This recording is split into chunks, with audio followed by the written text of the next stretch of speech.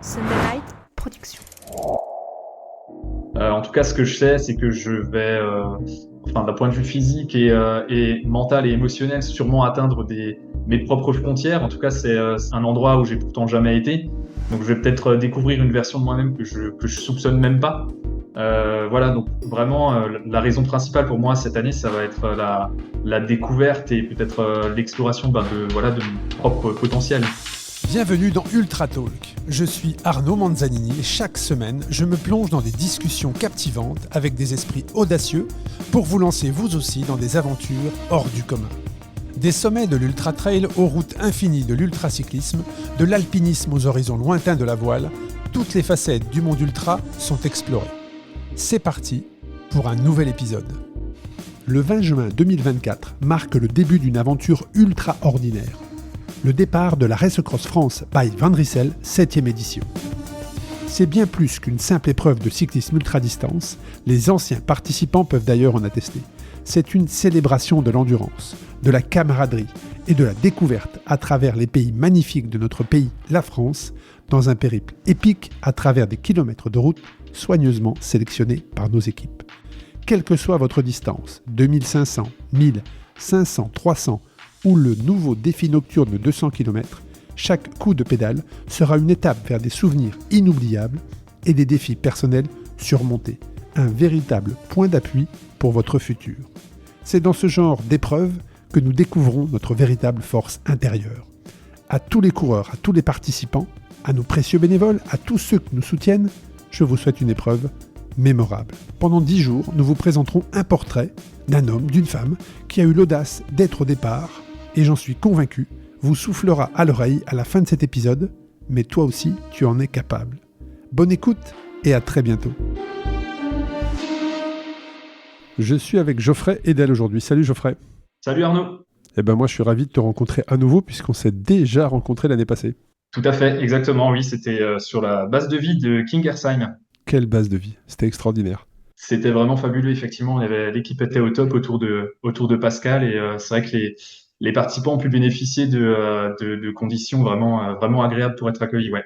Tu sais, je pense que dans toute l'histoire de la RAF, c'est la première base de vie sur laquelle je suis reparti en calories positives. D'accord, ah ok.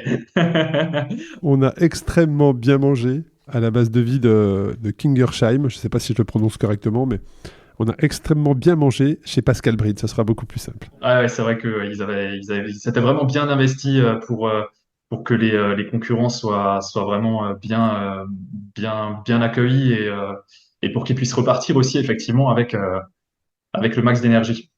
Alors, je ne vais pas donner de scoop, mais il y a de fortes probabilités pour qu'on repasse chez Pascal en 2025. Voilà. Ouh. Voilà. Au moment où on se parle, on a quelques jours du départ de la RAF. Au moment où cet épisode sera diffusé, on sera à quelques heures. Mais voilà, si vous vous projetez déjà en 2025 en vous disant « mais qu'est-ce que je vais faire en 2025 ?» il y a de fortes chances que... Alors, je ne vous dirai pas la distance, parce que c'est un petit peu trop tôt pour vous dire quelle distance passera chez Pascal. Mais en tout cas, il y a de fortes chances qu'on repasse voir Pascal. C'est aussi un petit peu l'engagement que je lui avais donné l'année passée, tellement la base de vie était extraordinairement accueillante, avec des gens engagés, je dirais tout le confort possible. Et je pense que tout le monde en a gardé vraiment un très très bon souvenir. Voilà, je ne dirai pas plus sur 2025. On va revenir à toi, Geoffrey. Et avant toute chose, est-ce que tu peux te présenter, s'il te plaît, pour les auditrices et auditeurs du podcast Ultra Talk ? Oui, tout d'abord Arnaud, merci de m'accueillir, merci de me donner cette opportunité. Donc je m'appelle Geoffrey, j'ai 31 ans, j'habite donc à Colmar en Alsace. Pour ma part, je peux dire que je fais du vélo on va dire de manière sérieuse depuis à peu près 3 ans, dans le sens où je vais me fixer des petits objectifs annuels. Voilà. Après, j'ai fait du sport aussi déjà par le passé, mais ça fait vraiment depuis 3 ans que je fais du vélo, on va dire à fond. Et donc cette année, je serai présent donc sur la Race Across France 300 km donc en solo, et ce sera donc ma première fois. Alors, quand tu dis ta première fois, c'est-à-dire que la plus grande distance que tu aies déjà parcourue sur un vélo, c'est combien ? Alors pour le moment, j'ai pas dépassé les 220 km, donc effectivement le fait de réaliser cette distance, ce sera déjà un challenge pour moi. On verra si effectivement pour moi ça constituera un plafond ou si ce sera un début. C'est un petit peu la surprise que je me laisse, donc j'ai hâte de voir ça. Alors, est-ce que tu as déjà gravi le Ventoux ? Alors, j'ai déjà eu l'occasion de gravir le Ventoux l'année dernière, parce que, comme j'ai dit précédemment, je me suis fixé donc quelques objectifs chaque année. Et l'année dernière, j'ai eu l'occasion de réaliser le défi des cinglés du Ventoux. Donc, Ok. je l'ai escaladé par les trois côtés. Donc, Malocène, par Malocène, cette année, je connais, effectivement, ouais. Et alors c'est un débat. J'ai eu le débat avec d'autres invités sur le Ventoux, mais ça passe par Malocène. Mais pour toi, le côté le plus difficile, c'est quoi? C'est Bédouin ou c'est Malocène? Alors, il faut savoir que l'année dernière, le défi du Ventoux, je l'avais fait dans l'ordre suivant, donc Bédouin, Malocène et Sceaux à la fin. J'avoue que en tout cas, je me sens plus à l'aise sur des pentes régulières, donc par Bédouin, j'avais préféré. Malocène, le versant est plutôt irrégulier au niveau des pourcentages, donc bon, voilà, mais je m'y ferai en sachant que c'est au début, je pense que ça va le faire. Ah, c'est vrai que vous partez d'entrée, hein. C'est-à-dire que je pense qu'il n'y a pas un mètre de plat à compter du moment du départ pour aller à l'assaut de Malocène. Mais le côté positif, c'est que si la météo est bonne, si la météo est stable, ça sera le lever du jour. Et là, ça risque d'être mémorable. Moi, je pense que Malocène, certes, c'est le côté que je trouve le plus difficile, mais qui est pour moi le plus beau, puisque les 5 derniers kilomètres à côté du chalet Lyotard, bah, tu serpentes sous le sommet, tu es vraiment sous le sommet, et la vue est juste imprenable et c'est juste magnifique, quoi. Donc en tout cas, ça va être des bons moments de vélo. Mais j'aimerais que tu reviennes, Geoffrey, sur comment tu as découvert le cyclisme ultra-distance et comment tu as découvert la RAF qui fait que tu es au départ aujourd'hui. Alors, comme je disais, en fait, moi, ça va faire donc 3 ans que je fais vraiment du vélo. Moi, mon premier défi, en fait, au départ, c'était de réussir à gravir le Stelvio en Italie. Donc ça, c'est quelque chose que j'ai fait en 2022. Et puis, ben, quand on se met sérieusement dans un sujet, ben, on essaye de se renseigner. Donc, je commençais à regarder des podcasts, des vidéos sur Internet. J'ai pris un abonnement sur la plateforme JCN+, qui est un petit peu le Netflix du cyclisme. Et donc, bah, à travers les documentaires qui diffusaient, j'ai vu des documentaires sur la Race Across America, les exploits un petit peu de Marc Beaumont. Et puis voilà, bah, j'ai découvert par la suite des exploits à toi, Arnaud, et puis par la suite ben, la Race Across France. Donc ça, c'était l'année dernière. J'ai vu que ben, le parcours passait pas très loin de chez moi en Alsace, donc à la base de vie à Kingersheim, et je me suis dit, tiens, bah, pourquoi pas finalement découvrir l'envers du décor voilà, en me proposant en tant que bénévole. Et donc voilà, c'est un petit peu comme ça que j'ai découvert la course. Alors effectivement, JCN avait accompagné Marc Beaumont, qui est le recordman du Tour du Monde à vélo avec assistance. Et donc, il avait décidé de se lancer le défi de faire Race Across America, qu'il n'a pas terminé puisqu'il a été DNF en milieu d'événement. C'est vrai que Race Across America est une course très très particulière qui, au moment où l'on se parle, est partie depuis un petit peu moins de 24 heures. On a d'ailleurs un Français qui est sur les routes d'Amérique, qui est Valentin Cueno. Valentin Cueno, écoute, il a un profil particulier, Valentin, on le connaît bien dans l'organisation de Race Across France parce qu'il a été bénévole une première fois. Il y a 3 ans de ça, 3 ou 4 ans, il était bénévole et c'est lui qui avait fait, c'était en 2020 je crois, 2020, il était volontaire et il avait été volontaire sur le sommet du Mont Ventoux pendant toute une journée. Donc il a vu passer les concurrents un par un. Ils étaient 3 militaires parce que Valentin est militaire. Et puis il m'a dit, c'est quand même super bien ton truc, l'année prochaine je vais la faire. Puis moi j'avais repris ça, c'est bien quoi. Et en fait, il ne s'est pas inscrit sur le 300 ni sur le 500, il s'est inscrit sur le 2005 en équipe de 2. Et donc, il l'a fait avec un ami en équipe de 2, Valentin, et on se souvient tous de lui parce que pendant sa traversée, il avait été extrêmement malade, il avait eu d'énormes problèmes gastriques, et ça avait été très, très compliqué pour lui de terminer, mais il avait terminé. Et puis, 2 ans plus tard, il l'a fait en solo. Donc, l'année passée, Valentin a terminé la 2500 solo, et la particularité de Race Across France, c'est qu'effectivement, on est la seule épreuve sans assistance, donc en autonomie, en semi-autonomie en tout cas, à être qualificatif pour Race Across America. Et donc, quand j'ai envoyé les résultats aux organisateurs de Race Across America, il a reçu la semaine suivante son message, comme beaucoup de finishers de Race Across France reçoivent d'ailleurs, comme quoi il pouvait être qualifié, qu'il avait une fenêtre de 3 ans pour participer à Race Across America. Et là, il m'a appelé en me disant je vais le faire. Voilà, ça m'excite trop, je vais le faire. Il est parti hier.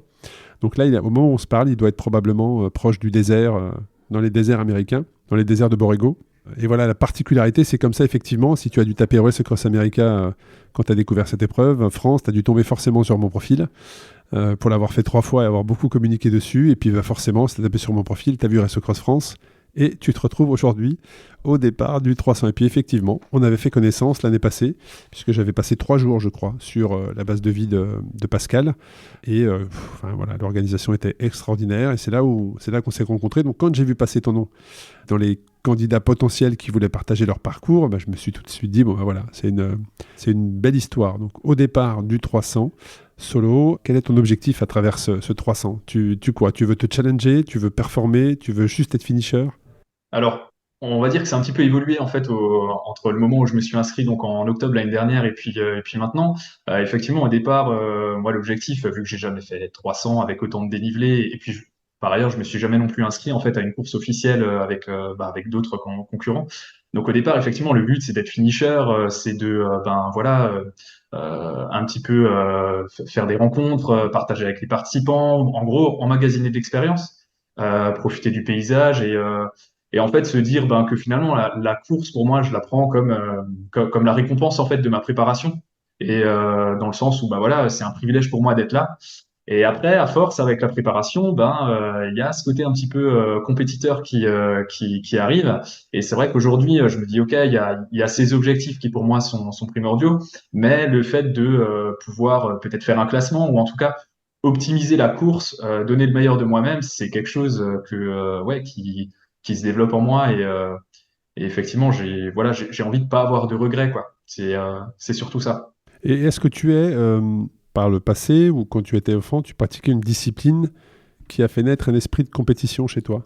Oui, alors quand j'étais plus jeune, j'ai fait du football avec les copains du village, donc voilà, bon, c'était un niveau, on va dire, ouais, très, très amateur, mais effectivement, il y a ce côté compétiteur, t'affrontes le village du coin d'à côté, forcément, c'est les copains que tu vois à l'école, t'as envie de les battre, donc oui, c'est né un petit peu comme ça, et je pense qu'aujourd'hui, ça ressort aussi, mais vraiment, c'est quelque chose qui est propre à moi-même, quoi, c'est des objectifs que je me fixe moi sans impacter, on va dire, d'autres personnes. Enfin, il y a pas le côté collectif, on va dire, du truc, mais effectivement, ça ressort de cette manière-là, ouais, tout à fait. Et quand on t'a posé la question, tu sais, dans l'appel à candidature, sur en gros pourquoi tu étais là et quels étaient tes objectifs, donc tu en as expliqué quelques-uns, on comprend parfaitement, mais tu nous mets aussi que à travers ce 300 km, tu sauras si l'ultra, ça peut être une discipline dans laquelle tu passes un petit peu de temps, on va dire. Voilà, ce que tu dis, j'ai jamais pédalé autant de kilomètres, mais par contre, si la distance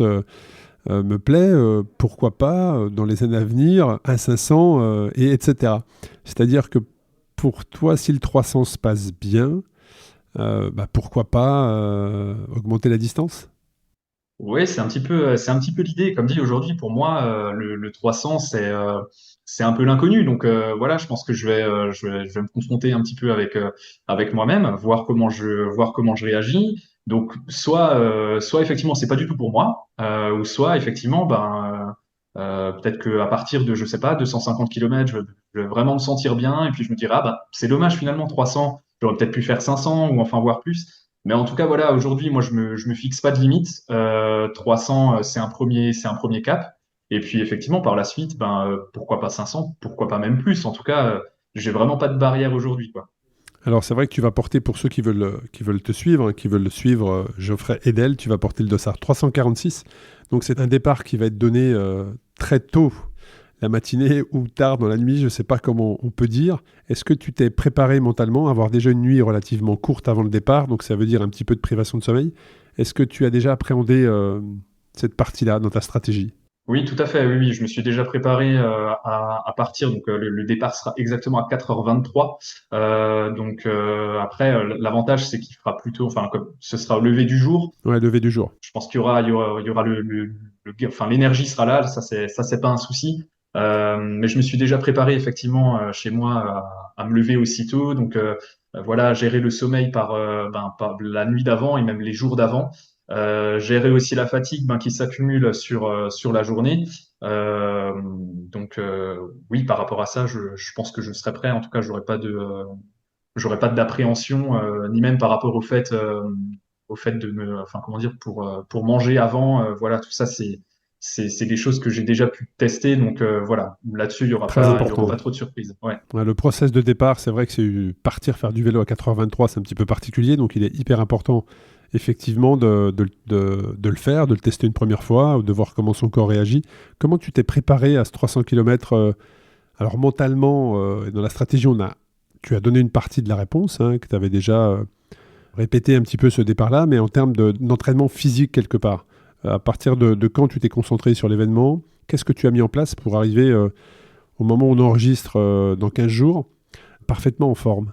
Alors j'ai commencé assez tôt, hein. J'ai commencé cet hiver par la préparation physique globale. Donc j'ai alterné, on va dire, le vélo avec de la course à pied, avec du renforcement musculaire. Et au fur et à mesure, en fait, forcément, je me suis consacré de plus en plus au vélo, donc en délaissant entre guillemets hein, la course à pied et le renforcement musculaire.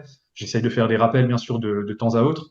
Après, chaque mois, j'essayais d'augmenter, on va dire, le volume, mais sans non plus avoir de fixette sur tiens, il faut que tu pédales tant et tant d'heures, tant et tant de kilomètres. J'essaie plutôt de faire aux sensations, voir comment je réagis, comment je récupère aussi. Voilà. Après, je me suis fixé, on va dire, des objectifs intermédiaires chaque mois, avec tout de même une distance à atteindre au cours d'une sortie, un certain dénivelé, pour pouvoir progressivement arriver fin juin en forme et pouvoir arriver à finir l'épreuve. Donc voilà un petit peu comment j'ai procédé.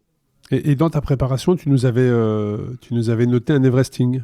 Est-ce que c'est Ouais. quelque chose que tu as réalisé du coup pour te préparer probablement au Ventoux, à avoir un maximum de force? Parce que le Ventoux, l'ascension du Ventoux va nécessiter, avec un vélo qui est quand même un peu plus chargé que d'habitude, nécessiter quand même une certaine force physique. Est-ce que c'était dans cet objectif? Oui, tout à fait. Alors c'est un objectif que je me suis fixé fin mai.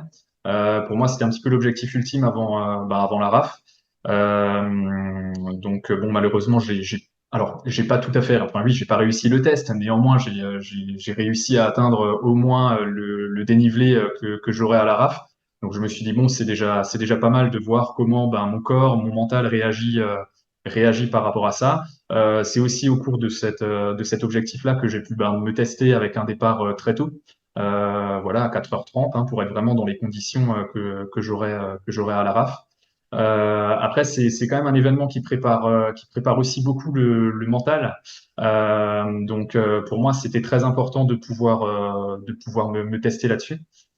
C'est quelque chose que j'avais déjà fait aussi l'année dernière dans le cadre de la préparation du cinglé des Ventoux. Donc, bon, j'avais l'objectif de faire que la moitié du dénivelé, mais tout de même. Donc, oui, c'est quelque chose qui pour moi était important. C'était vraiment un passage important dans le cadre de ma préparation à la RAF, ouais. Et alors, dans le cas de ta préparation, alors, qui dit préparation signifie du temps que tu consacres à ça, peut parfois dire déséquilibre, vie pro, vie perso. Ma question, c'est comment tu as réussi ou comment tu as fait les mois qui viennent de s'écouler pour garder un bon équilibre entre la vie perso et la vie pro et la vie sportive?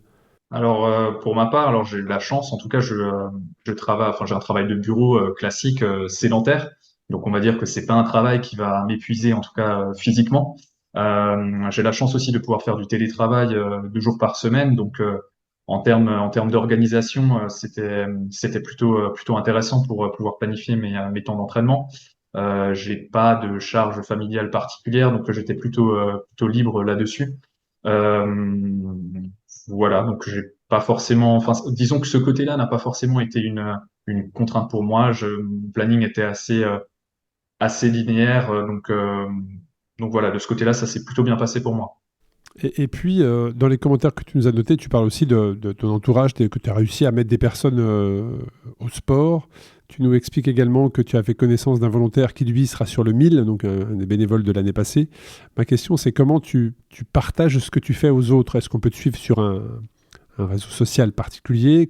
Comment est-ce que tu communiques sur ce que tu vas faire? Déjà, quand tu t'es inscrit, est-ce qu'il y a eu un laps de temps entre le moment où tu t'es inscrit et le moment où tu l'as dit autour de toi, ce qui nécessitait un engagement un peu plus important, parce qu'une fois que tu l'as annoncé publiquement, tu peux un peu moins faire machine arrière.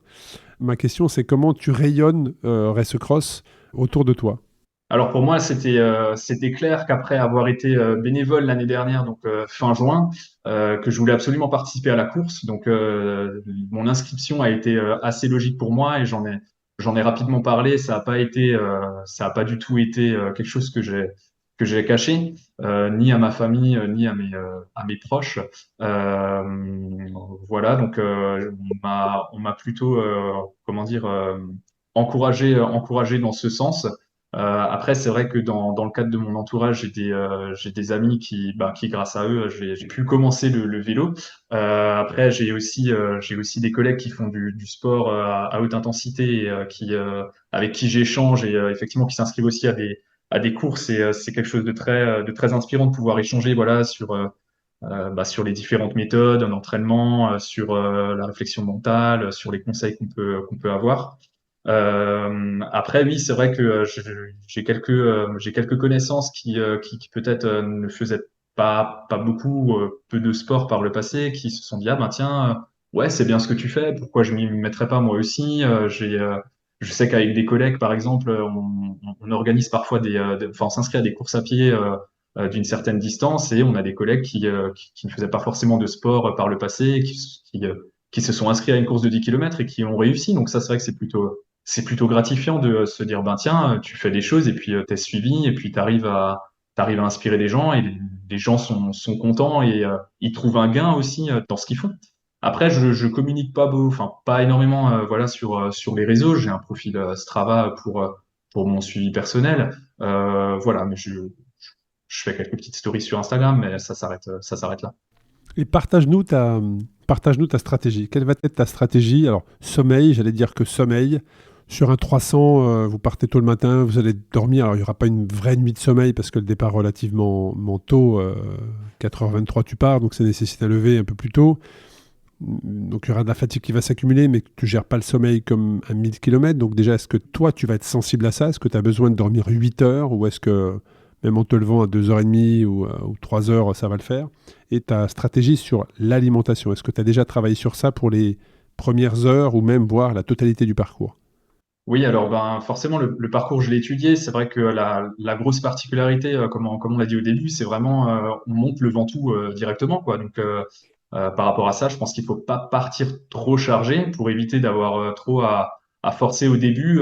Et donc je vais privilégier plutôt un ravitaillement par la suite, peut-être à mi-course. Et je pense notamment peut-être avant les gorges du Verdon où là ça risque peut-être d'être un petit peu plus compliqué. Surtout que je pense y arriver peut-être dans l'après-midi en sachant qu'il fera assez chaud. Voilà, je pense que le coup de moins bien, s'il doit arriver, on va dire que ça va arriver ouais, dans l'après-midi où il y aura déjà l'accumulation de la fatigue du lever tôt, de la course et aussi la chaleur qui risque d'arriver. Donc voilà, je pense effectivement me ravitailler en cours de route et ne pas partir trop lourd au départ avec le Ventoux qui nous attend, quoi. Alors c'est vrai qu'avant de rentrer dans les gorges du Verdon, on en a parlé avec d'autres invités, il va y avoir comme une traversée du désert, c'est les gorges du Verdon, le canyon que vous passez, mais versant non pas sur la route touristique, mais la route d'en face, donc on est vraiment à... Enfin, les routes sont magnifiques, hein. Beaucoup de participants vont prendre énormément de photos tellement c'est beau, mais par contre c'est le désert, c'est-à-dire que pendant plusieurs heures, il n'y a rien. Donc le village d'Egin, donc Egin, Aiguines, qui d'ailleurs offre une vue splendide sur le lac de Sainte-Croix. Là, c'est stratégique, hein. C'est-à-dire que là, même tu vois, pour la première fois, je pense qu'on va contacter là où les boulangeries, si on a plusieurs pour les prévenir, qu'il va falloir faire un peu plus de flancs que d'habitude et prévoir un peu plus de stock que d'habitude parce qu'ils vont voir 1300 coureurs passer entre vendredi et samedi. Mais là, cet arrêt pour moi, je pense qu'il est stratégique. Parce qu'après, effectivement, tu rentres dans les gorges et là, c'est tellement beau que les personnes vont s'arrêter probablement plusieurs fois, mais pendant ce temps, le compteur tourne, tu prends une petite gorgée, tu manges une petite barre et tu te retrouves dans les gorges du Verdon, plus rien dans les poches et plus rien dans les bidons. Et là, ça peut se compliquer parce qu'il n'y a quasiment rien derrière. Donc oui, je te rejoins, cette petite ville d'Egin va être stratégique sur la distance dans laquelle tu es. Après, tu as aussi la base de vie de Sceaux, qui est juste après le Ventoux, dans la descente, où là, tu pourras déjà te refaire un petit peu la cerise. Ouais, tout à fait. Effectivement, c'est là à Sceaux, je pense effectivement me recharger peut-être en alimentation et en tout cas en liquide pour vraiment affronter le gros du kilométrage. Et après, comme tu disais, Eguin ou peut-être un village avant hein, pour pouvoir se restaurer avant le passage des gorges du Verdon. Parce qu'après aussi, on risque d'arriver en soirée, donc il faut faire attention. Samedi soir, les petits commerces ferment. Donc voilà, faut tout de même peut-être anticiper on va dire une barrière horaire à ne pas dépasser pour pouvoir se rendre dans certains commerces, quoi. Tu parles de barrière horaire. Quel temps tu t'es fixé pour terminer Race Across France 2024, 300 km? Geoffrey, est-ce que tu t'es fixé un temps ou est-ce que tu t'es dit il faut que je sois arrivé avant telle heure? Quel objectif tu t'es fixé sur ça? Alors, il me semble que la pasta partie d'arrivée, elle est à quoi? Elle est à 20h, non? Donc, du coup, Alors, la pasta partie commence dans l'après-midi et on sait que les 300 km ne seront pas arrivés à 19 heures. Enfin, peut-être que le premier ou le podium sera arrivé à 20 heures. C'est possible puisque je crois que le record doit être de 12 heures. Donc, mais le gros de la troupe des 300 km va lui arriver entre 20 heures et minuit. On sera là toujours dans une bonne ambiance pour vous accueillir. Il y a 2 speakers qui sont sur place. Il y a un écran avec la diffusion de films, puisqu'on a fait... on travaille avec nos collègues de Tous en Selle qui ont la gentillesse de nous mettre 3 films à disposition. Donc il y aura une très très bonne ambiance sur la ligne d'arrivée pour vous accueillir. Et toi, donc, je t'ai coupé sur ta réponse, mais toi, c'est de te dire, je vais arriver vers 20 heures, je vais arriver avant minuit, 22 heures. je me disais, l'idéal, ce serait de pouvoir faire la descente vers Mandelieu et voir encore un petit peu la mer, quoi. Donc, idéalement qu'il fasse encore jour, Donc on est vers 22 heures, quoi. Allez, 22 heures, ouais. 22h, ouais, tout à fait. 22 heures, et c'est vrai que la descente des Grands-Ducs, la descente du Grand-Duc, elle est marquante, elle est splendide parce que tu vois l'arrivée en fait. Hein. En plus, tu as une vraie descente sur la mer qui est très longue, avec 1 ou 2 virages qui peuvent être dangereux, mais sinon tu peux vraiment te laisser rouler, vraiment te laisser glisser, et tu as devant toi ce panorama avec la mer. Après le Tanneron, le Grand-Duc, c'est la récompense. Voilà, c'est fini. Et oui, 22 heures, ça serait l'heure idéale parce que coucher de soleil, magique, magique.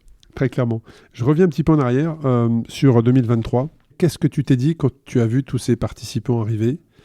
Un par un, certains très bien, d'autres moins bien, d'autres qui voulaient parler, d'autres qui ne voulaient pas parler, de par les box qui est organisé par expérience par Pascal. Mais qu'est-ce que tu t'es dit en voyant ces mecs-là qui étaient déjà partis depuis plusieurs heures?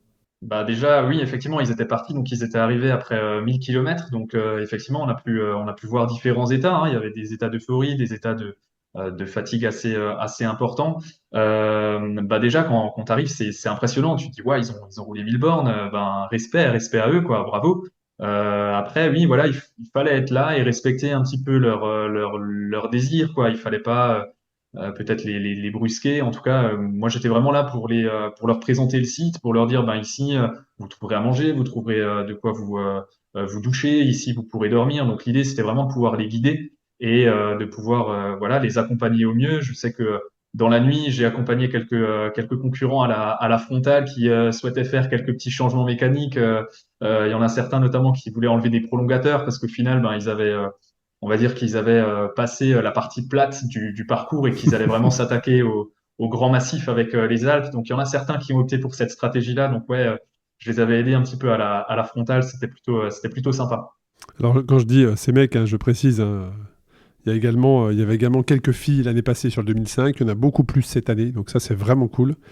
Et c'est avéré, je l'ai déjà dit et je m'exprime souvent sur ça, les filles ont beaucoup plus de résilience dans l'ultra-distance, savent se respecter sur le sommeil, savent un peu plus où est la limite que les hommes qui ont tendance à être un peu plus...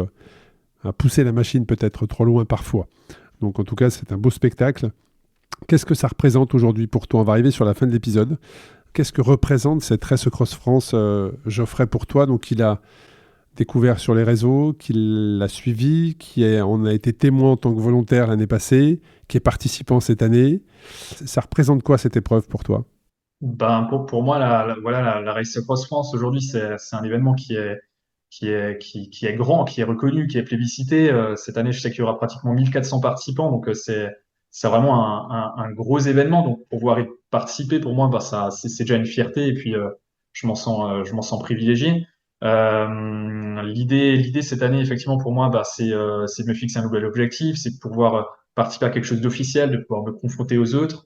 D'un point de vue plus personnel, voir si cette barrière de 300 c'est un début ou si c'est un plafond. En tout cas, ce que je sais, c'est que je vais sans doute peut-être enfin d'un point de vue physique et mental et émotionnel, sûrement atteindre mes propres frontières. En tout cas, c'est un endroit où j'ai pourtant jamais été. Donc, je vais peut-être découvrir une version de moi-même que je soupçonne même pas.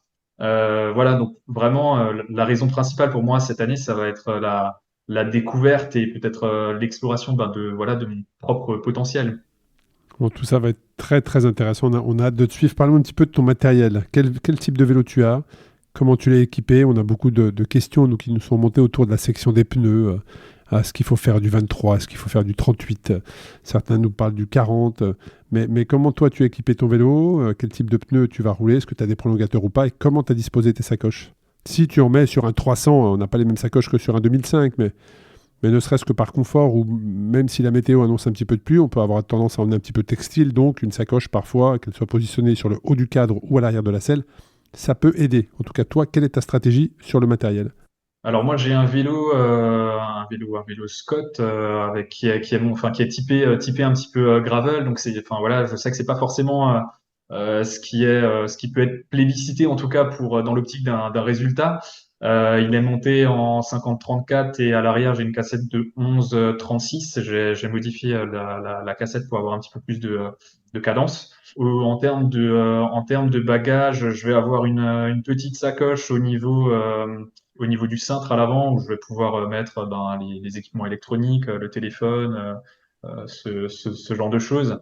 Après, j'ai une grosse pochette que je mets en dessous du cadre, le long du tube, où là-dedans, je vais avoir mes réserves alimentaires et un petit peu le matériel obligatoire par rapport à la mécanique. Et c'est cette pochette qui est accessible en roulant, en fait, qui me permettra voilà, de m'alimenter, de me restaurer, parce que c'est vrai que par le passé, je faisais mes tours de vélo en fait avec une sacoche de selle, mais c'est vrai qu'une sacoche de selle c'est un petit peu embêtant parce qu'il faut s'arrêter pour pouvoir y accéder. Donc là, dans l'optique en tout cas d'optimiser, on va dire les pauses, j'ai opté pour une sacoche de cadre qui me permettra de me restaurer tout en continuant de pédaler. Voilà. Et en termes de pneus, je suis monté en 32, donc je sais que c'est pas non, enfin c'est plutôt confortable. Voilà, je pourrais peut-être ouais descendre sur du 30 ou du 28 pour un petit peu C'est plus de bien, 32. performance. 32, c'est bien. 32, c'est bien. Ouais, j'ai suivi un épisode que tu avais fait, je crois, dans la tête d'un cycliste sur justement sur les sections de pneus et on peut voir au niveau professionnel que ça monte de plus en plus. Hein. Ils sont en 32. Hein. Pogacar est en 32. Hein.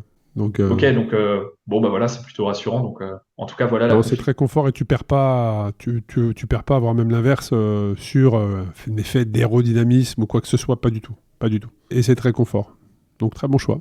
Prolongateur ou pas? Je sais pas si tu l'as dit. Prolongateur? Non, non, j'aurais pas de prolongateur. Non, enfin, j'ai hésité. Après, je me suis dit voilà, si en démarrant déjà le Ventoux avec les prolongateurs, je sais pas, ça pourrait avoir son utilité, je pense peut-être par la suite. On va dire entre le Ventoux et les gorges du Verdon, mais je vais privilégier comment dire le gain de poids, si je puis dire, et je monterai pas de prolongateur. Alors moi j'ai vu par expérience une seule personne monter le Ventoux en prolongateur. Une seule. Voilà. Et tu le connais. Et tu le connais très bien puisque c'est Pascal Bride. Ah bah voilà. Voilà. C'est le seul que j'ai vu monter le Ventoux vraiment, je me souviens d'avoir vu sur les prolongateurs sur les 6 derniers kilomètres. Et la raison est simple, c'est que Pascal, il est musicien professionnel.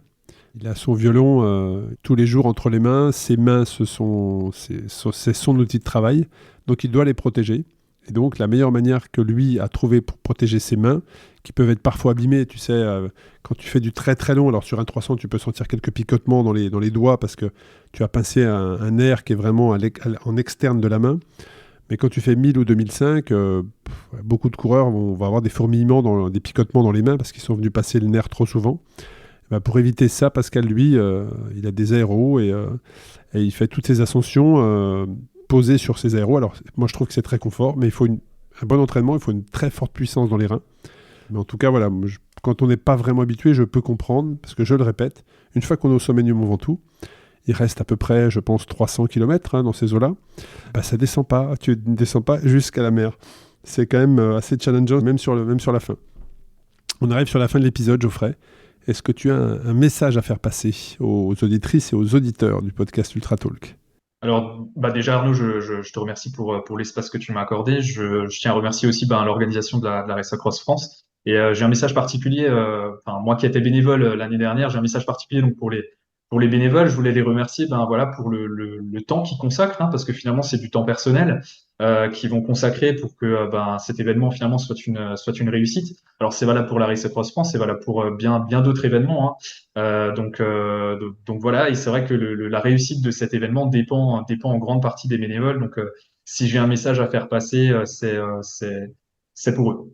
Eh ben, un grand merci. Ça leur sera transmis. C'est vrai que je transmets systématiquement les messages de remerciement parce que sans une équipe de bénévoles, et cette année, je le répète, ils vont être un peu plus d'une centaine sur Race Across France. Donc, imagine, hein, je sais ce que je sais que tu connais ça puisque tu étais dans l'équipe l'année passée. Donc, tu as vu toute l'infrastructure qui était mise en place et tout ce qui était mis autour de l'équipe. Mais oui, sans bénévoles, pour n'importe quelle épreuve, et notamment Race Across France, qui, je le répète, est 24/24 pendant 10 jours, 24 heures sur 24 pendant 10 jours.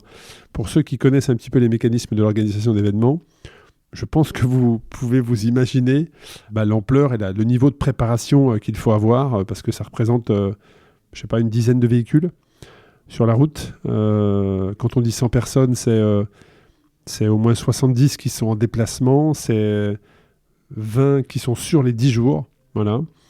Et ça veut dire que sur chaque site sur lequel on arrive, il faut qu'on ait des personnes de confiance, il faut qu'on ait des référents, il faut former les gens, leur expliquer, attribuer des missions, leur expliquer où est-ce qu'ils vont être logés, à quelle heure ils doivent manger. Enfin, tout ça est parfaitement encadré. Donc, c'est un travail extraordinaire, mais sans les bénévoles dans n'importe quel sport aujourd'hui, et même sur les futurs Jeux Olympiques qui vont arriver bientôt, on a besoin de personnes qui soient là pour croire aussi en l'organisation. Et puis bénévole, tu fais de très très belles rencontres, tu peux développer des compétences également, puisqu'on te fait confiance sur certaines missions. Donc moi je vous invite toutes et tous, si vous souhaitez faire partie de l'édition 2025 en tant que volontaire et voir Race Across France, vivre Race Across France, mais de l'autre côté, vous allez sur le site racecrossseries.com, il y a une partie volontaire ou bénévole, je ne sais plus comment ils l'ont appelé précisément. Vous vous inscrivez, on vous recontacte, et puis l'année prochaine, vous serez dans le process. Et vous pourrez participer avec nous. Voilà. Un grand merci à toi, Geoffrey. On arrive sur la fin de l'épisode. Qu'est-ce que je peux te souhaiter pour cette épreuve ? Tu peux me souhaiter déjà d'y arriver déjà, hein, sur la ligne d'arrivée. Voilà, que je puisse prendre le maximum de plaisir, que je puisse découvrir des choses sur moi, voir comment je réagis, ce que ça représentera du coup 300 km pour moi. En tout cas, voilà, quoi qu'il en soit, l'expérience pour moi sera forcément bénéfique quoi qu'il arrive. Je me suis préparé à réussir ou même à ne pas réussir finalement, hein. Ça fait partie. Ça fait partie effectivement, et je pense que dans chaque expérience, tu peux tirer du bénéfice, qu'elle soit positive ou négative, mais en tout cas, voilà, on a quand même la chance de pouvoir pédaler. Donc, quoi qu'il arrive, ce sera bénéfique. Voilà, je tiendrai le positif. Eh ben, écoute, sache que on sera présent sur la ligne pour t'accueillir avec le plus grand des plaisirs, et tu nous raconteras à chaud et même à froid un peu plus tard tout ce que tu as vécu à travers cette épreuve. En tout cas, si vous voulez suivre Geoffrey Edel, Dossard 346, départ 4h23, samedi 29. Allez sur le site racecrossseries.com, vous avez le live, et là vous pouvez voir le petit pictogramme et vous mettez Geoffrey Edel en favori, comme ça que vous puissiez faire une pause, une différente activité, vous revenez, vous avez tout de suite son évolution directement, soit sur l'application, soit sur le site. Un grand merci à vous tous pour votre fidélité, et puis je vous donne un rendez-vous très prochainement pour un nouvel épisode, une nouvelle histoire vraie du podcast Ultra Talk. À très bientôt, merci. Merci. Ciao. Alors cet épisode, il vous a plu ? Merci de partager l'histoire de mon invité à votre entourage. Par WhatsApp, c'est hyper simple, mais aussi sur les réseaux. Il le mérite, non ? Et en plus, cela permet au podcast de se faire connaître un peu plus chaque jour. Merci beaucoup pour cette attention, et à très bientôt pour une nouvelle histoire vraie. La vôtre, peut-être un jour d'ailleurs. Merci d'avoir écouté cet épisode captivant d'Ultra Talk. J'espère que cette conversation inspirante avec des individus audacieux vous a laissé avec de nouvelles perspectives et une motivation renouvelée. N'oubliez pas que vous aussi, vous pouvez embrasser l'extraordinaire dans votre propre vie. Restez connectés sur les réseaux sociaux Ultra Talk et sur le site ultratalk-podcast.com. Continuez à vous aventurer et à repousser vos limites. À la semaine prochaine pour un nouvel épisode passionnant d'Ultra Talk.